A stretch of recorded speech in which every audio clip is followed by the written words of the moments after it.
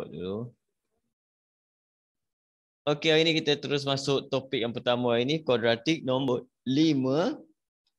Punca bagi persamaan kuadratik x kuasa 2 tolak px campur 6 sama dengan 0 ialah 3. Ini maksudnya kat sini dia kata punca sama dengan 3.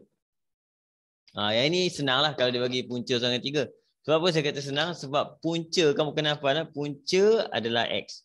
Punca adalah x. Jadi kalau punca sama dengan 3, jadi x sama dengan 3. Formula dia simple je.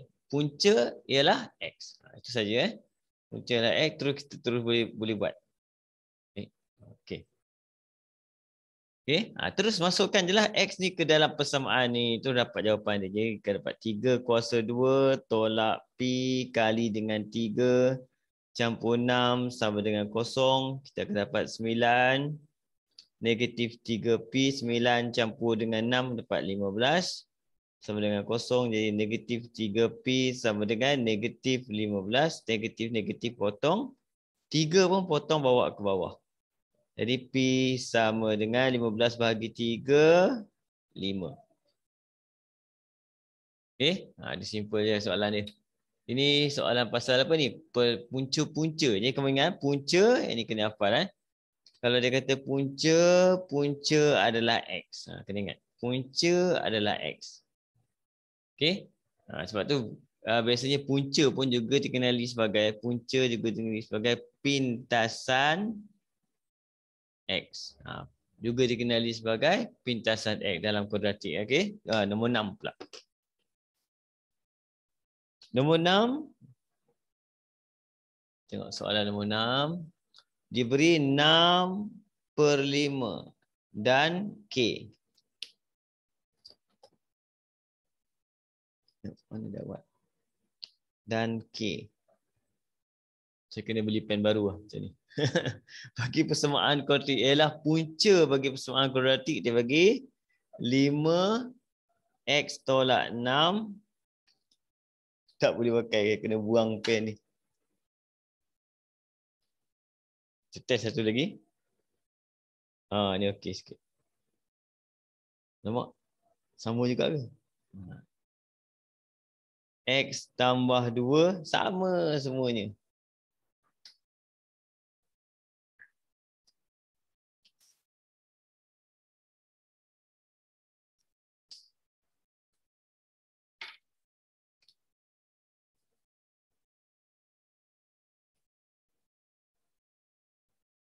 Okey.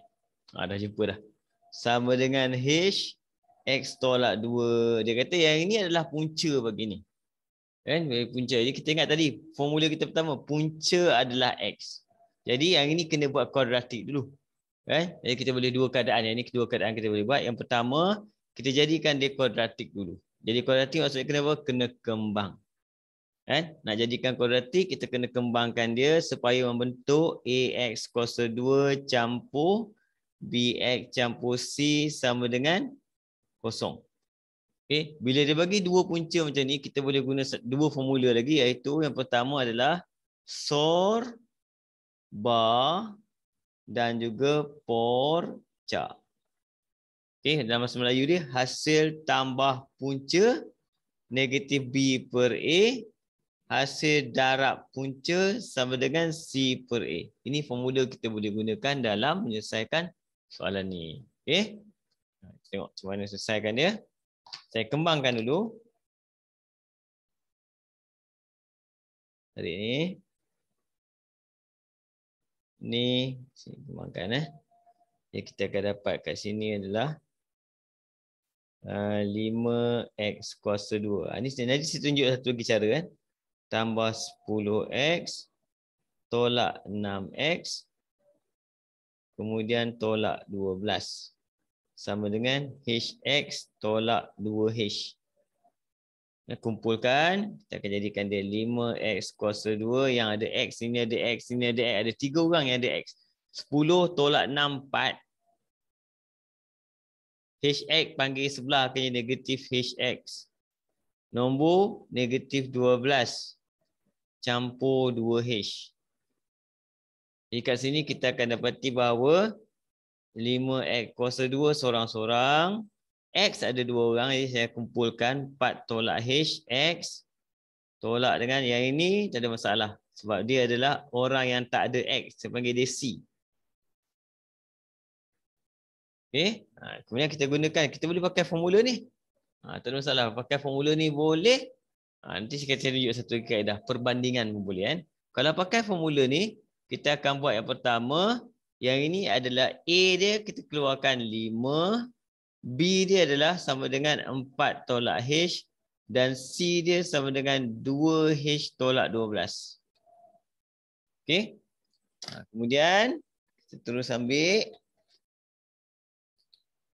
formula dia, hasil tambah punca. Maksudnya itu 6/5 tambah dengan K sama dengan negatif B per A. Negatif B. Negatif 4 tolak H. Per dengan A kita 5. Okey, itu persamaan yang pertama. Yang kedua, hasil darab punca. Kita darab dua-dua. 6/5 darab dengan K. Sama dengan C bahagi A. Per 5. Okey, jadi kalau kamu tengok, kita kena buat apa ni? Persamaan serentak. Kan? Dan serentak kalau boleh pecahan ni hilangkanlah. Kan? Dia kacau pecahan ni per 5. Jadi kita darab semua dengan 5. Ini akan jadi 6. Ni darab dengan 5. Kita akan dapat 5K. Ini hilang. Akan dapat negatif masuk. Negatif 4 campur H. Okey, susun bagi cantik. Kita akan dapat 5K tolak H sama dengan negatif 4 tolak 6 negatif 10. Susun. Yang ini pun sama. 5 darab 5 tapi ni habis macam tu je. Yang tinggal 6K tolak 2H sama dengan negatif 12. Jadi kamu boleh guna kalkulator untuk selesaikan persamaan serentak ini. Persamaan serentak dia susun pun lagi cantik.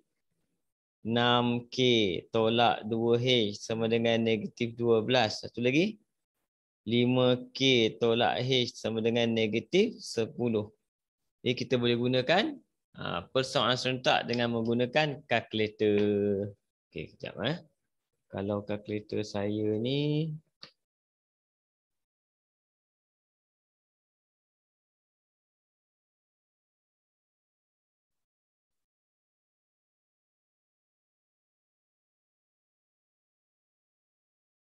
Dia macam ni lah, macam biasa lah.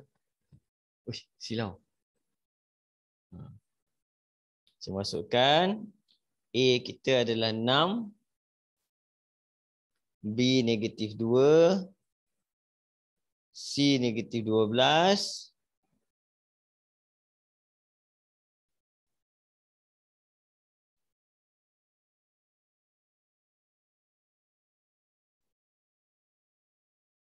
Kemudian bawah pula 5. Negatif 1. Negatif 10. Jawapan akan dapat X. X adalah huruf pertama iaitu K sama dengan negatif 2. Dan Y sama dengan kosong. Y itu siapa? H. H sama dengan kosong. Okay. Ini kaedah pertama.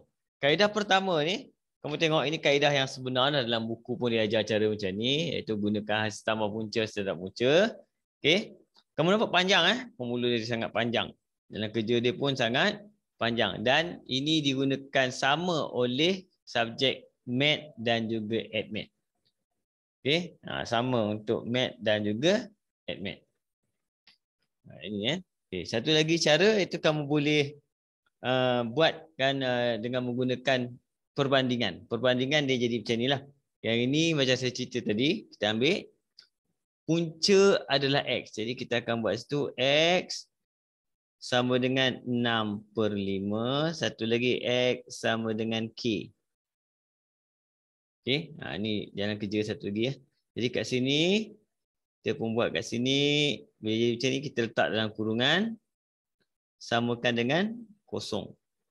Bila kita letak dalam kurungan, sini kita akan dapat 5X tolak 6. Yang ini X tolak K. Okay. Bila kamu bandingkan dengan apa yang dia bagi kat sini, kalau kamu tengok kan, dia bandingkan apa yang dia bagi, saya bandingkan saja untuk jadikan dia sama dengan kosong kat sini kan. Okay. Jadi kita dah ada seorang kat sini. 5X tolak 6 ni dah wujud kat situ, lebih kurang cerita dia. Okay. Dah wujud kat situ. Jadi kat sini macam mana kita nak buat nak dapatkan apa ni sebelah sini. Nak dapatkan apa? Kosong. Ini kita gunakan teknik, kita boleh gunakan teknik sama juga, kita kembangkan. Kembangkan terus, kita akan dapat kat sini 5X kuasa 2 tolak dengan 5KX tolak 6X campur 6K sama dengan kosong. 5X kuasa 2, X ada 2 juga kat sini. Saya akan buat situ tambah. Sini saya akan buat negatif 5K tolak 6. Campur 6K sama dengan kosong. Jadi kita boleh bandingkan dengan persamaan ni. Yang last ni. Yang last ni dengan ni kita bandingkan. Maksudnya A sama, tak ada masalah. Bila A dia sama, kita anggap B pun mesti sama. Maksudnya kita akan dapat untuk kaedah yang kedua ni, kita terus dapat negatif 5K tolak 6 ni sama dengan 4 tolak H. Kita boleh buat macam tu. Kan kita akan dapat kat sini, bila kita susun semula akan dapat negatif 5K campur H sama dengan 10. Okay, itu yang pertama. Yang kedua, C pula. C dia 6K. 6K sama dengan belakang ni. Jadi kita tu dapat negatif 12 campur 2H sama dengan 6K. Jadi bila kita susun semula, kita akan dapat 6K tolak 2H sama dengan negatif 12. Jadi sebenarnya persamaan yang kita dapat adalah persamaan yang sama dengan yang ini. Daripada dua kaedah tadi. Dua-dua kaedah akan dapat benda yang sama. Dia tak akan lari. Sama ada kita gunakan punca adalah X, kembangkan, ataupun kita boleh guna hasil tambah punca, hasil darab punca. Dua-dua akan memberikan jawapan yang sama, iaitu bila kamu selesaikan soalan serentak, kamu akan dapat K negatif 2 dan H kosong. Okay. Kadang-kadang kita tengok soalan simple je, tapi dia panjang sikit lah jalan kerja dia. Cuma kamu boleh pilih lah sama ada nak pakai sorba porca ataupun nak pakai kembangan. Kemudian bandingkan. Yang selalu silap kadang-kadang dia nak bandingkan, tak perasan banding. Yang ini kena buat juga, kena kembang juga. Ini pun kena kembang juga. Kemudian kena bandingkan. Okay. Sebab tu favorite adalah sorba porca. Sebab sorba porca ni adalah satu formula tetap untuk soalan jenis kalau dua punca diberi. Dan kalau dua punca diberikan. Okey. Boleh? Ada soalan? Boleh. Ya, kamu kalau belajar MAT tak ada masalah, dia dua benda yang sama kita buat.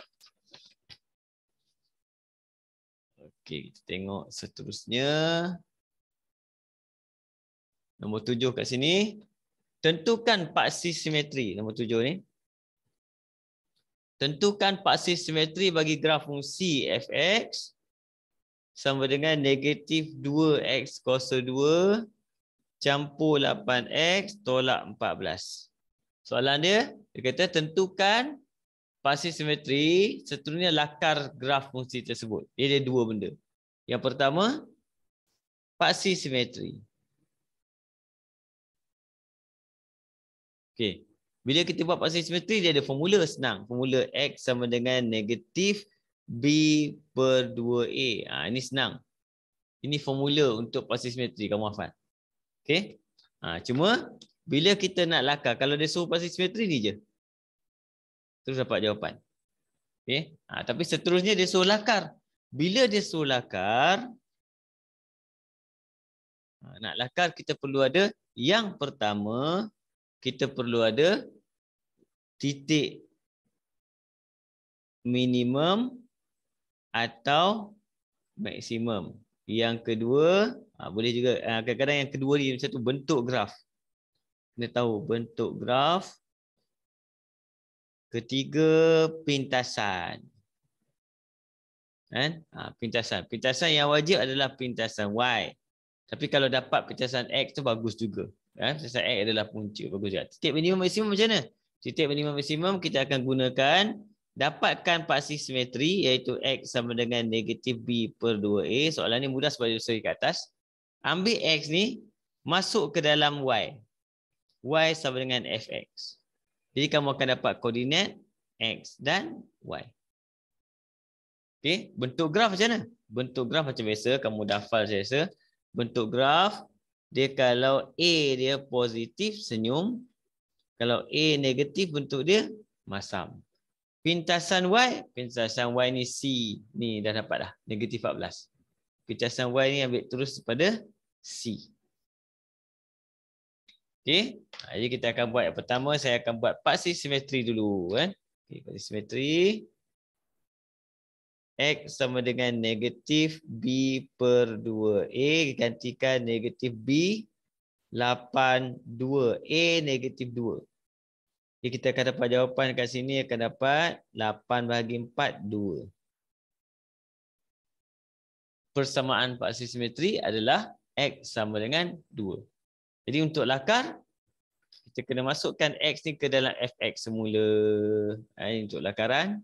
Kita masukkan jadi F2 negatif 2 kuasa 2 campur 8 kali 2 tolak 14.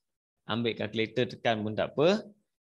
Akan dapat apa ni? Negatif 8 campur dengan 16 tinggal 8. 8 tolak 14 tinggal lagi 6. Negatif 6. Okey, jadi kita akan dapat koordinat dia adalah 2, negatif 6. Ini kita panggil dia koordinat apa? Titik. Okey, graf kita macam mana? Graf kita adalah graf negatif. Graf negatif maksudnya graf masam. Graf masam maksudnya soalan ni akan jadi graf maksimum, titik maksimum. 2, negatif 6 ni titik maksimum. Koordinat ni 2, negatif 6. Okey, kemudian pintasan Y. Pintasan Y kita negatif 14. Belah kiri ke belah kanan, terpulang pada X. Kalau X kita 2, maksudnya kosong dia belah kiri. Jadi negatif 14 belah kiri. Macam tu. Okey, jadi kita boleh lakar. Dah dapat maklumat ni, kita lakar. Langkah pertama, kita buat bentuk graf dulu lebih kurang. Letak koordinat maksimum dia iaitu 2 dan negatif 6. Okey. Kemudian letak dia punya pintasan negatif 14. Negatif 6 dengan negatif 14 maksudnya makin ke bawah turun jauh ke lebih kurang negatif 14. Dan gariskan. Okey, gariskan paksi. Jadi paksi dia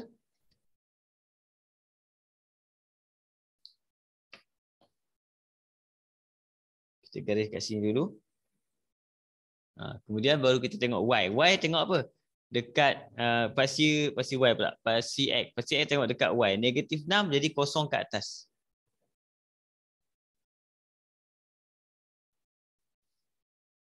Ini paksi Y. Ini paksi X. Jadi kita boleh buat putus-putus ke sini. Iaitu 2. Sini adalah negatif 6. Siap. Lakaran graf kita kan. Ini yang kita perlukan untuk lakaran graf. Bentuk graf, titik minimum maksimum, pintasan Y. Pintasan X tak wajib. Contoh soalan ni memang tak ada. Dia tak wujud pintasan X. Kamu tak boleh faktorkan dia kan. Okey.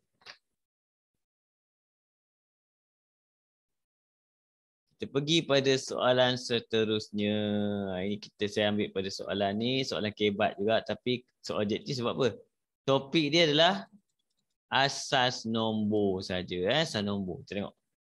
Nombor 21 itu.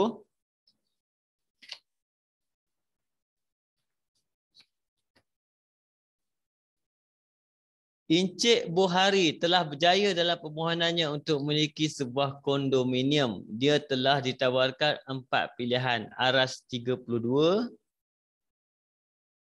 Aras 114, 5 aras 44.8 dan aras 101,002 oleh pihak pemaju untuk memilih aras rumahnya. Encik Buhari minat untuk membeli rumah di aras paling tinggi. Bantu Encik Buhari untuk membuat pilihan. Jadi kita akan tukarkan semua kepada asas 10. Okey. Asas 10. Macam mana tukar asas 10? 32 tak payahlah, 32 dah. 114, 114 asas 5 kita letak 012 kat atas tu sama dengan 1 darab 5 kuasa 2 campur 1 darab 5 kuasa 1 campur 4. Yang kosong tulis nombor je terus. Okey. Yang bawah pun sama. Yang ini 44. 44 asas 8. 01. Jadi maksudnya sama dengan 4 darab 8 kuasa 1 campur 4.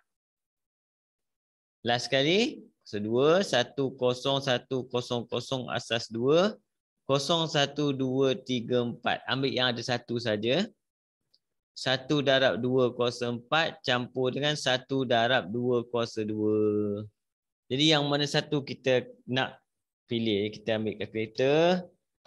25 campur 5, 30. 30 campur 4, 34. Ambil congak lagi kan. 4 kali 8, 32. 32 campur 4, 36. 2 kuasa 4, 16. 16 campur 4, 20 je. Jadi kamu dapat yang mana? Jawapan kita adalah 44, 8. Jadi yang ini kan. Betul eh? Ini. C. Ini cara untuk menukarkan asas apa-apa asas kepada nilai dia dalam asas 10. Okey?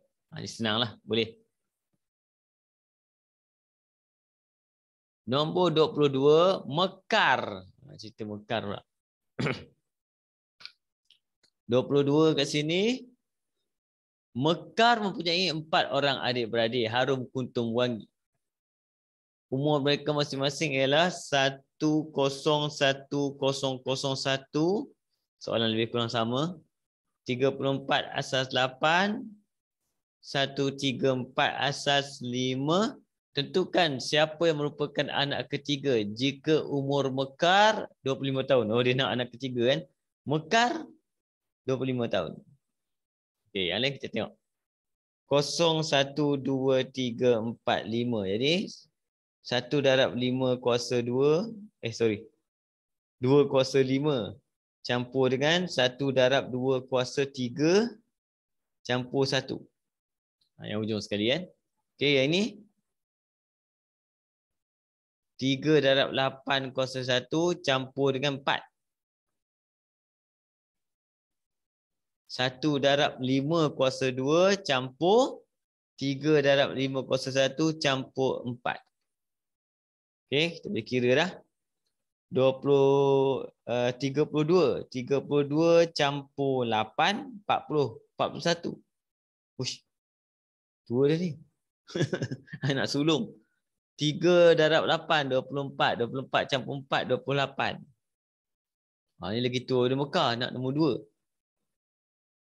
5 kuasa 2, 25. 25 campur dengan 15. Campur dengan 4. Jadi kat sini dah ada 44. Ini nak sulung. Jadi dia nak apa? Siapakah yang merupakan anak ketiga? Anak ketiga adalah ini. 348. Siapa 348 tadi? 1, 2. Kuntum. Nama kita adalah Kuntum. Merupakan anak ketiga. Okey? Anak pertama, siapa ni? Wangi.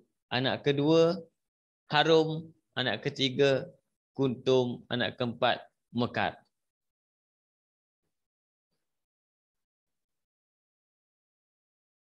Okey? Jawapan kita B. Kuntum kat sini. Tapi ni asas nombor yang mudah lah.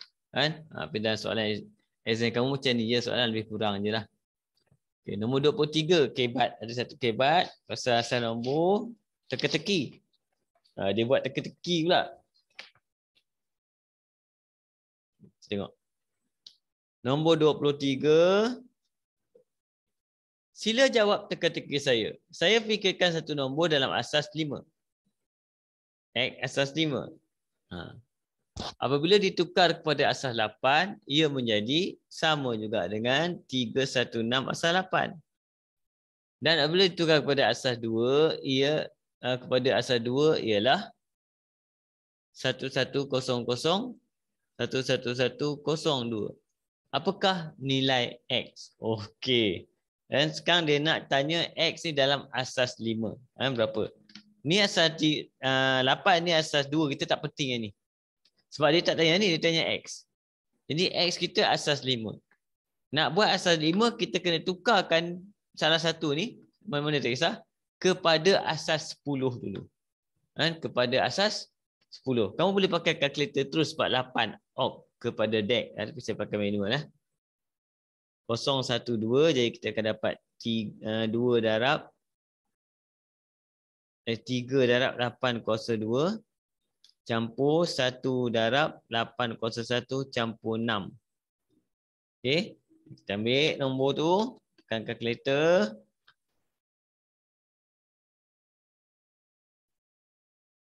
Tiga darab 8 kuasa 2 campur dengan 8 campur dengan 6. 206.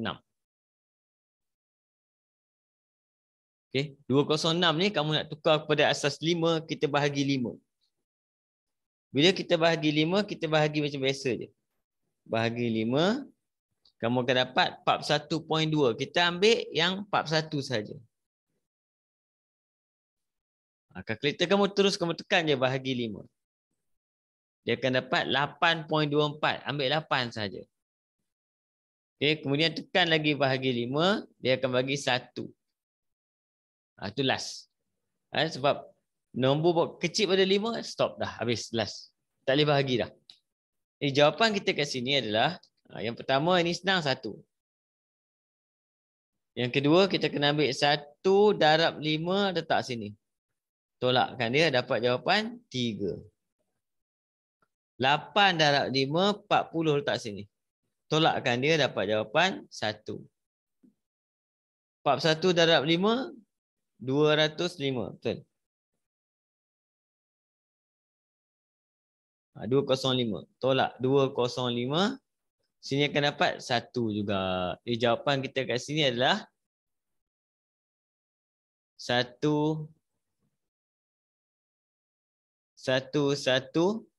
salah.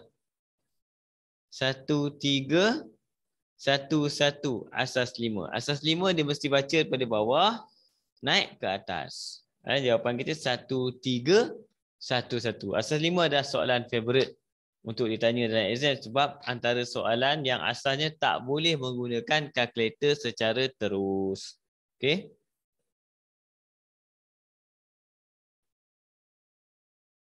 Jawapan kita C ya. Tak nampak pula jawapan. Suzana telah membuat langkah keselamatan dengan memasang kunci keselamatan tambahan. Kunci keselamatan tambahan.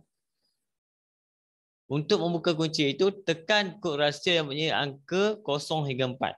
Suzana telah mencatat kod rahsia sebagai 58 dalam buku memo. Uish.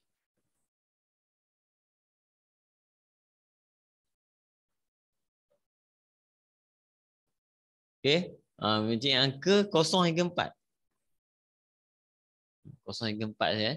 Bolehkah anda meneka nombor yang dipilih oleh Suzana untuk membuka kunci keselamatan tambahan? Okey. Bila dia kata nombor dia adalah 0 hingga 4. Kod rahsia 0 hingga 4. Ini maksudnya apa? Asas apa? Asas 5. 0 hingga 4 adalah asas 5. Ini salah satu caranya. Kita hanya perlu tukarkan benda ni kepada asas 5. 58 kepada asas 5. Saya akan tukarkan. 58 kepada asas 5 kita bahagi saja dengan 5. Kita akan dapat kat sini 11. Bahagi 5 lagi akan dapat sini dapat 2. Sampai sini cukup, tak boleh buat apa dah. Sebab dia kecil pada 5, stop. Jadi jawapan kita kat sini 2. 5 kali 2, 10. 11 kali 5, 55. Tolak. Jadi jawapan kita akan dapat 213. 213B. Okey. Walaupun soalan dia kebat sikit. Tapi biasanya kalau kamu cekak asal nombor boleh buat soalan-soalan ni. Okey. Kita pergi terus. Kita masuk pada topik seterusnya iaitu penakakulan. Penakakulan matematik. Nyatakan sama ada setiap penyataan berikut adalah benar atau palsu. Ini special case kan. Best kan? Okay, kadang-kadang benar palsu ni kamu boleh teka, tapi tak semestinya betul. Kan kadang-kadang kita teka-teka ni tak semestinya betul tak salah. Kan cuma kamu boleh mengagak jawapan kamu dengan cepat. Itu saja. Nak agak-agak jawapan saja kan. Okey, tengok. Untuk soalan yang pertama, A tu benar palsu. Biasanya formula kita untuk benar dia lebih kepada atau sebilangan. Atau dengan sebilangan dia 75% akan jadi benar. Okey. Manakala untuk palsu biasanya kita akan ambil jika ada perkataan dan semua. Ini biasanya akan jadikan palsu. Tunggu. Tapi kena check dulu. Contoh macam ni soalan dia. Dia bagi nombor 1. 2 darab 10. 2 darab 5. Sama dengan 10. Atau 1/2 lebih kecil daripada 2. Yang ni saya tak kisah pun. Kan? Yang penting kalau saya tengok atau saya tulis itu apa? Benar. Okay, nombor 2. Nombor 2 dia bagi dan pula. Kan? Okay. Dan kat sini dia bagi kat situ negatif 7 darab dengan negatif 2 sama dengan 14. Kemudian kat sini negatif 7 lebih besar pada negatif 2. Kalau kamu tengok sini dia ada palsu. Tapi kadang-kadang dia tak perasan. Kan? Bila ada palsu dan terus akan jadi palsu kat sini. Okey, siap jawapan dia untuk benar palsu. B, hitung hujah induktif. Hitung hujah induktif.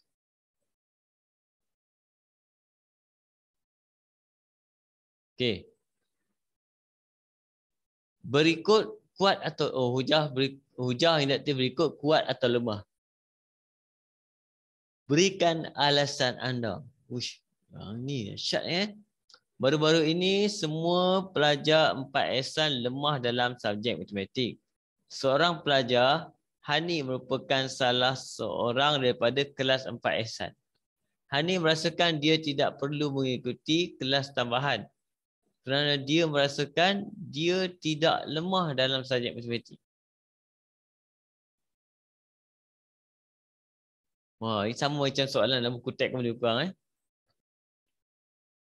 Semua pelajar 4 ehsan lemah.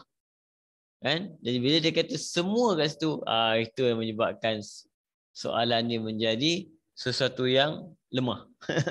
Lemah kenapa? Bila dia kata semua. Kan? Semua biasanya menjadikan pernyataan tu boleh jadi palsu. Kataan semua tadi. Kan? Sebab dia begitu semua pelajar 4 ehsan lemah. Dia maksudnya semua lemah lah. Kan? Tiba-tiba ada seorang Hani merupakan salah seorang pelajar pada 4 ehsan. Hani merasakan dia tak perlu mengikuti kelas tambahan sebab dia tidak lemah. Tadi dia kata semua lemah. Sebab tu benda ni dia akan jadi satu hujah induktif yang lemah. Okey, berikan alasan anda sebab ada benda yang kat situ yang dia cakap adalah merupakan benda yang bercanggah. Benda yang bercanggah antara satu sama lain, iaitu antara premis dengan kesimpulan dia bercanggah. Dan satu kata semua. Semua pelajar lemah matematik. Tiba-tiba ada satu lagi Hani tak lemah pula. Dan dia menafikan. Jadi benda ni cara dia kita bagi tahu dia adalah lemah. Kenapa dia lemah? Alasan dia adalah sebab yang pertama dia menggunakan perkataan semua tu, semua menjadikan pernyataan ni boleh jadi palsu. Okey? Sekejap saya tengok macam mana buku ni bagi jawapan dia.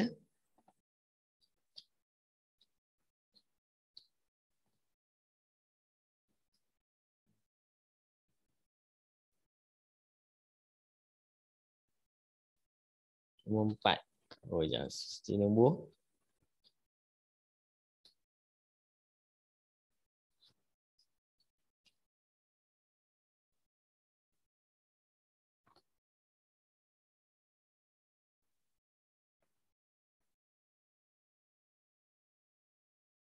Lemah kerana kesimpulannya palsu. Yang tu je dia beritahu kan. Syarat dia begitu simple je. Lemah kerana kesimpulannya palsu. Okey, itu soalan ni. Nombor 4. Tak nampak nombor. Okey. Yang kedua, tentukan sama ada hujah berikut sah atau tidak. Bagi hujah sah, tentukan sama ada ia munasabah atau tidak munasabah. Okey, macam mana nak jadi sah dulu? Induktif tadi dah, sebab apa? Sebab kesimpulan palsu adalah palsu. Jadi menjadikan dia adalah lemah. Okey, yang C pula. C kat sini tentukan sama ada sah atau tidak. Jika Nadia seorang pramugari, maka Nadia adalah perempuan. Nadia seorang perempuan, oleh itu Nadia adalah seorang pramugari. Yang ini dia jika A, B kan. Jika A adalah B. Okey. Jadi untuk jika A ni kita turun kat bawah dia mesti dia mulakan dengan A dulu. Kalau tidak berlaku pernafian, mulakan dengan A dulu. A adalah benar. Maka B adalah benar. Dia simple je. Dia susunan dia mesti ni. Kan? Tapi dia akan terbalik. Dia kalau dia bagi jika A adalah B, kamu nak nafikan. Kita akan buat bukan B adalah benar. Bukan A adalah benar. Ini kalau gunakan cerita dia pasal sah ataupun tidak sah.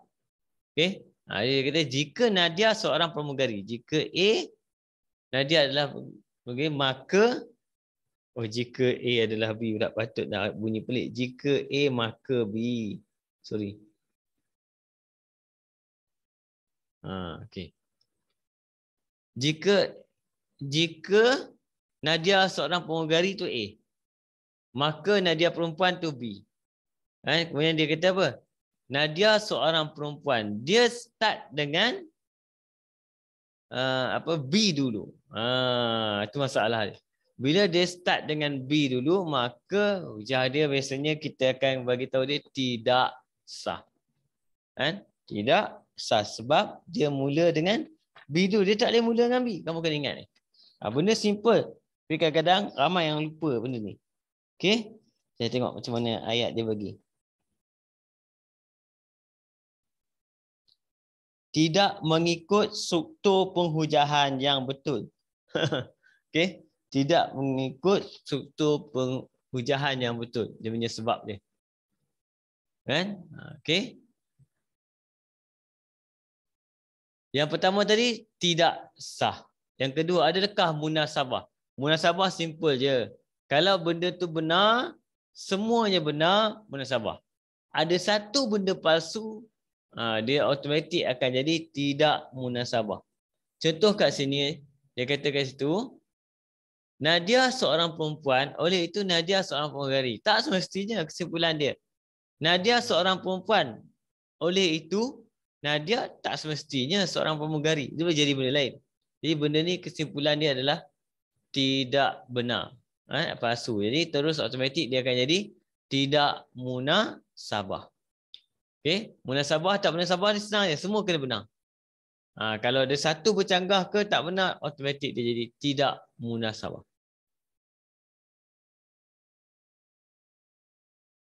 Tengok soalan nombor 3 pula kan.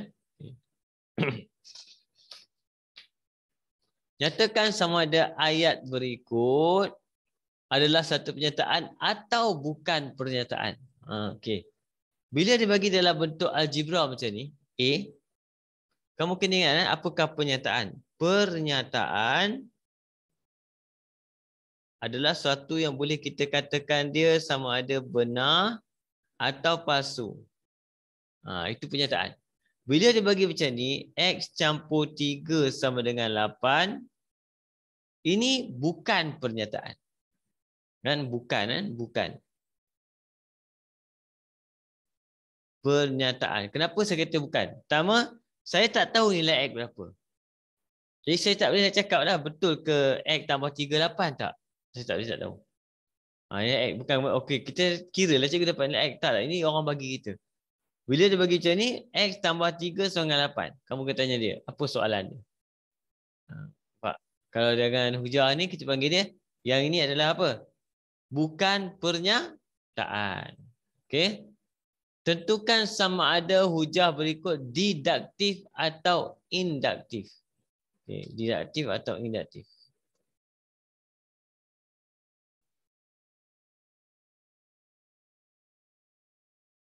D ni maksudnya luar, keluar. In masuk. Nampak? In masuk, D keluar. Siapa yang keluar, siapa yang masuk. Jom kita tengok. Siapa keluar, masuk. Kebanyakan murid SMK Titian datang dari keluarga petani. Kasdi adalah murid SMK Titian ke?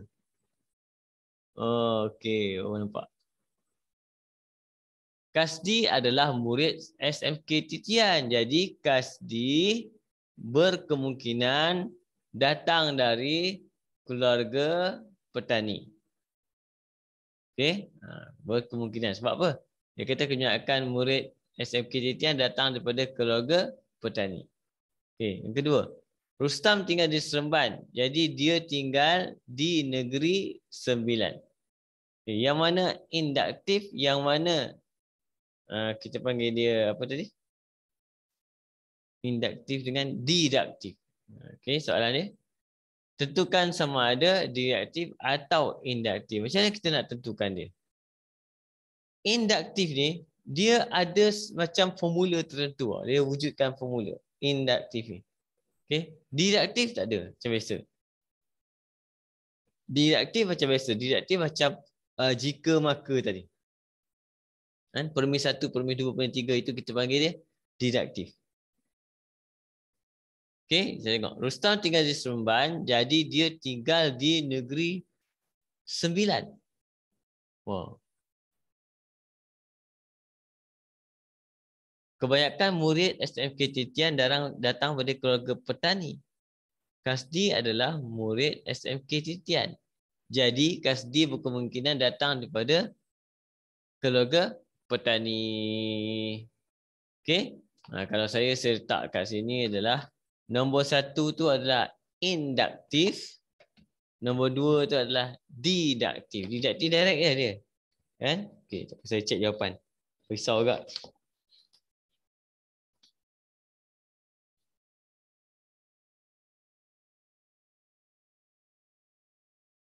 Diduktif, induktif terbalik saya. Jawapan dia B1 adalah diduktif. Yang kedua adalah induktif. Kan? Diduktif nombor 1, induktif nombor 2. Sekejap saya dengar. Diduktif.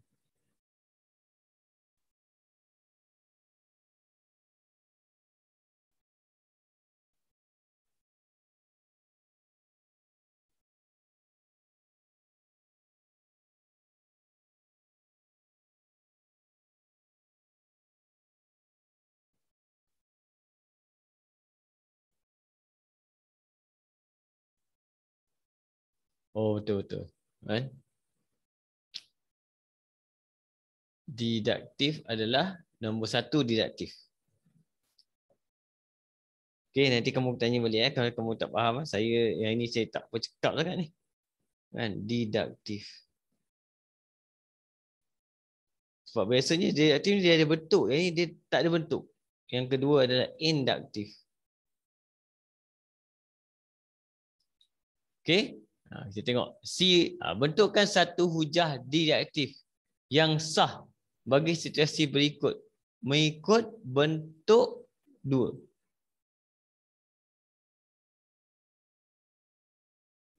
Kejap. Apa dia kata?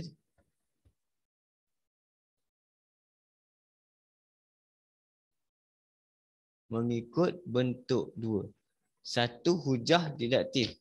Kesalah jawapan.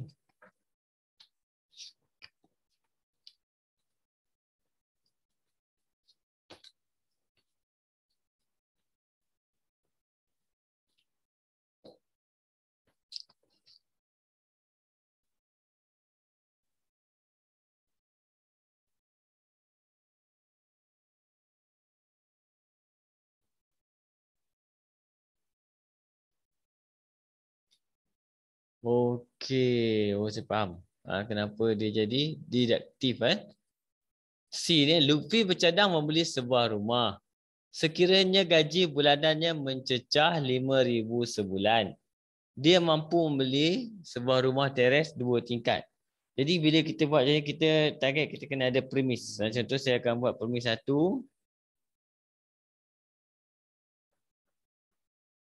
Premis 1 kat sini, kita ambil kat situ adalah Lutfi bukan.